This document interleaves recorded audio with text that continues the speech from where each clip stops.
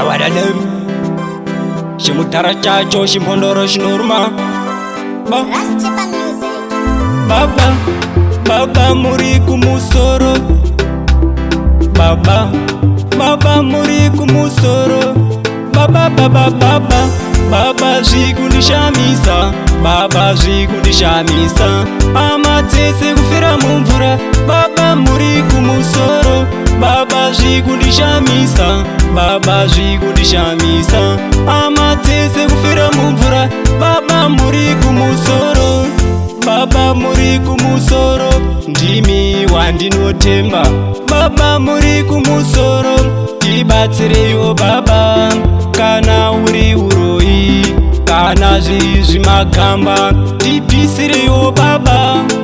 Baba Baba Baba Baba zvikundishamisa Baba zvikundishamisa Amatese kufira mumvura Baba muri kumusoro Baba zvikundishamisa Baba zvikundishamisa Amatese kufira mumvura Baba muri kumusoro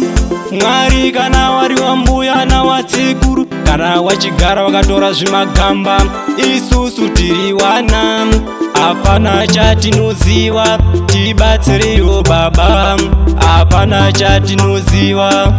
Baba Baba Baba Baba zvikundishamisa Baba zvikundishamisa Amatese kufira mumvura Baba muri kumusoro Baba zvikundishamisa Baba zvikundishamisa Amatese kufira mumvura Baba muri kumusoro Baba muri kumusoro ndimi wandinotemba Baba muri kumusoro tibatsirewo Baba kana uri uroi kana zviri zvimagamba tipisirewo Baba Baba Baba Baba Baba zvikundishamisa Baba zvikundishamisa Amatese kufira mumvura Baba muri kumusoro Baba zvikundishamisa Baba zvikundishamisa Amatese kufira mumvura Baba muri kumusoro Dawadadem Shimutara chacho Shimandara shinoruma Zita ndini Mark Charles kana kuti Markusharire mangoma ndinongovhomoka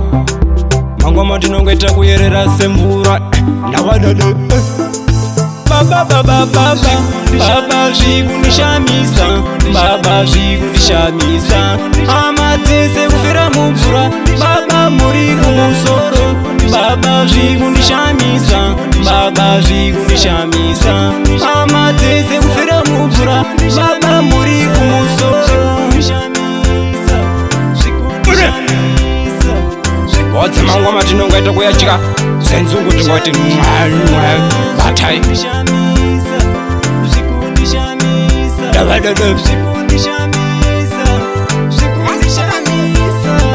batai mwana wayo waudze zvimangoma tinongoita kuyerera.